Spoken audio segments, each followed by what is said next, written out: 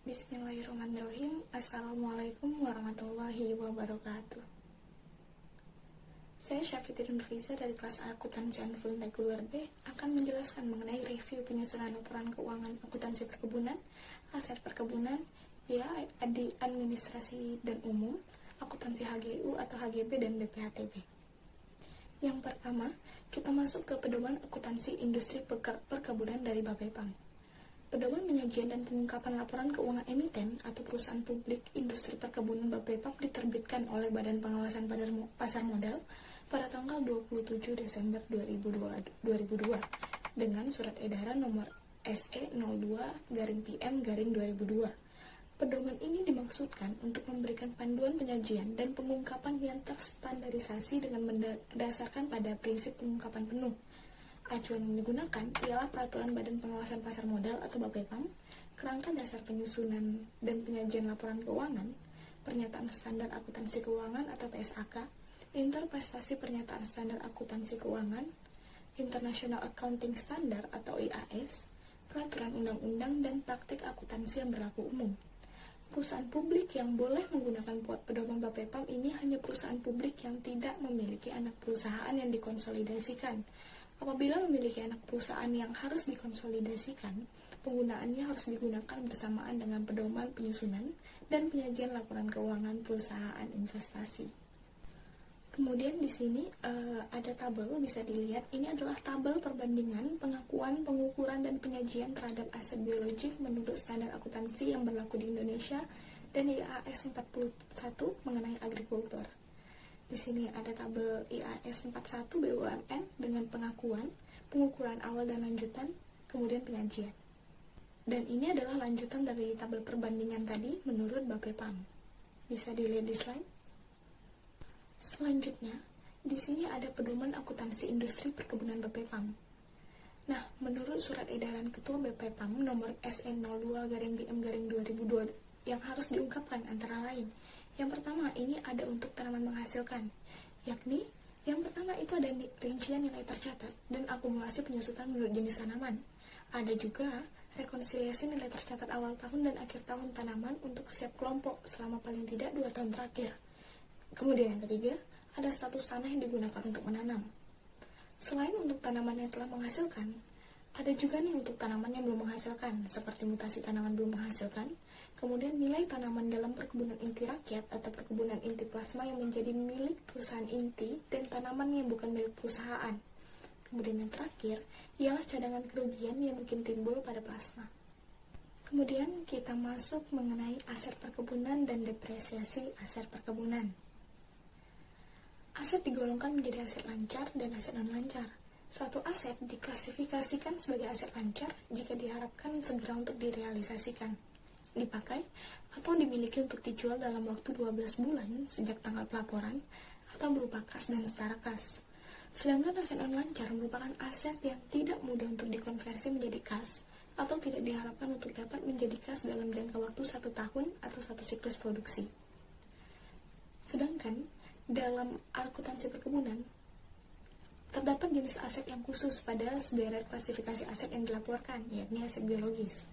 Aset biologis ini seperti tanaman semusim, tanaman keras, tanaman yang dipanen lebih dari 1 kali, tanaman hortikultura, tanaman non-hortikultura, tanaman belum menghasilkan, dan tanaman yang telah menghasilkan. Jadi kita nggak akan ngebahas mengenai aset lancar dan aset non-lancar, karena akan sama seperti pada perusahaan dagang dan perusahaan jasa kurang lebih. Kita akan ngebahas mengenai aset biologis menurut SAK. Secara umum, ED PSAK 69 mengatur bahwa aset biologis atau produk agrikultur diakui saat memenuhi beberapa kriteria yang sama dengan kriteria pengukuran aset. Aset tersebut diukur pada saat pengakuan awal dan pada setiap akhir periode pelaporan keuangan pada nilai wajar dikurangi biaya untuk menjual. Keuntungan atau kerugian yang timbul dari perubahan nilai wajar aset diakui dalam laba rugi periode terjadinya. Pengecualian diberikan apabila nilai wajar secara jelas tidak dapat diukur secara andal. Dalam IAS 41, suatu aset biologis diakui jika dan hanya jika: yang pertama, entitas mengendalikan aset tersebut sebagai hasil dari transaksi masa lalu. Yang kedua, terdapat manfaat ekonomi di masa depan yang akan mengalir ke dalam entitas. Yang ketiga, memiliki nilai wajar atau biaya dari aset yang dapat diukur secara andal. Sedangkan aset biologis diukur berdasarkan nilai wajar. Aset biologis harus diukur pada pengakuan awal dan pada tanggal pelaporan berikutnya, yaitu nilai wajar dikurangi estimasi biaya penjualannya, kecuali jika nilai wajar tidak bisa diukur secara andal. Untuk penyajian dan pengungkapannya, aset biologis disajikan di neraca pada akun aset tidak lancar dengan subakun masing-masing deskripsi kelompok yang membedakannya. Dan dalam laporan keuangan, aset biologis dapat diakui sebagai yang pertama, aset lancar, jika masa manfaat kurang dari atau sampai dengan 1 tahun, dan yang kedua, aset tidak lancar, jika masa manfaat lebih dari 1 tahun. Selanjutnya, kita masuk ke alokasi biaya administrasi dan umum kantor pusat. Anggaran biaya umum adalah anggaran yang berisi semua biaya-biaya yang dikeluarkan oleh perusahaan untuk direksi dan stafnya, bagian keuangan dan bagian administrasi. Sedangkan biaya administrasi yaitu anggaran yang berisi biaya-biaya yang dikeluarkan oleh perusahaan untuk kegiatan-kegiatan yang menunjang usaha perusahaan di luar kegiatan pabrik. Anggaran biaya administrasi merupakan anggaran yang disusun secara terperinci tentang besarnya biaya administrasi perusahaan dan biaya-biaya lain untuk keperluan secara keseluruhan dari perusahaan. Nah, bersama-sama dengan anggaran industri, maka anggaran biaya umum dan administrasi ini akan membentuk anggaran biaya operasional atau operating expense budget. Lalu, apa sih tujuan penyusunan anggaran administrasi dan umum? Nah, diantaranya yang pertama, untuk menyatakan harapan atau sasaran perubahan secara jelas dan formal. Kemudian yang kedua, untuk mengkomunikasikan harapan manajemen kepada pihak-pihak yang terkait, sehingga anggaran dimengerti, didukung, kemudian dilaksanakan. Yang ketiga, untuk menyediakan secara rinci mengenai aktivitas. Yang keempat, untuk mengkoordinasikan cara atau metode yang akan ditempuh dalam rangka memaksimalkan sumber daya. Dan yang terakhir, untuk menyediakan alat pengukur dan mengendalikan kinerja individu dan kelompok, serta menyediakan informasi yang mendasari perlu tidaknya tindakan koreksi.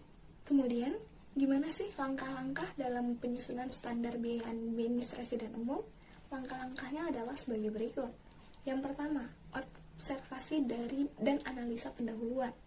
Kemudian yang kedua, memilih fungsi atau kegiatan yang akan disusun standarnya. Yang ketiga, penentuan satuan standar pengukur kegiatan. Kemudian menentukan metode dan perhitungan dasar, testing atas biaya standar, dan yang terakhir ialah aplikasi akhir. Kemudian kita masuk ke akuntansi HGU atau HGB dan BPHTB. Yang pertama ada HGU.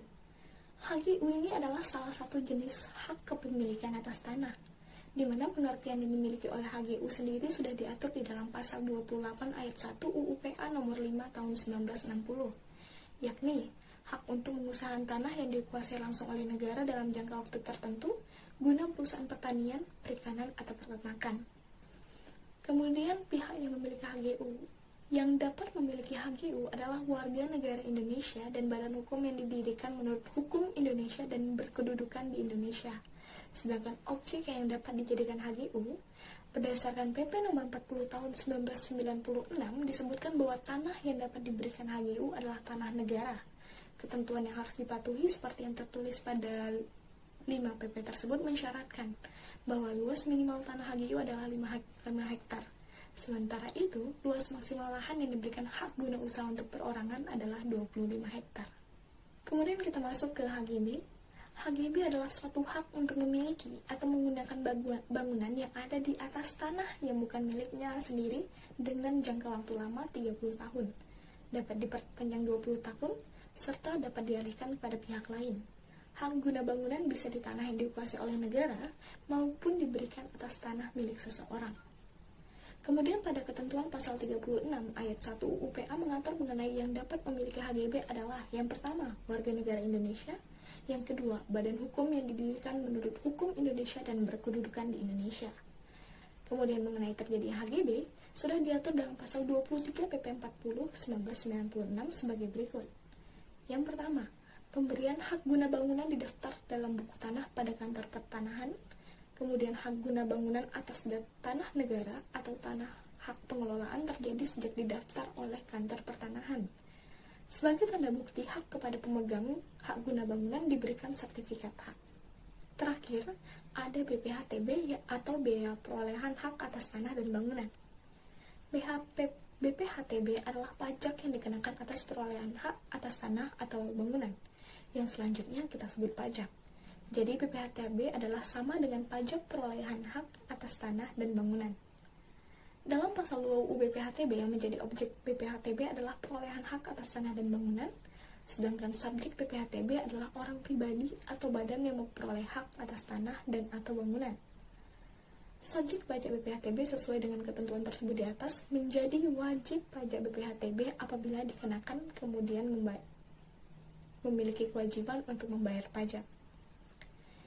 Pasal 5 UU BPHTB menyatakan bahwa tarif BPHTB merupakan tarif tunggal sebesar 5%.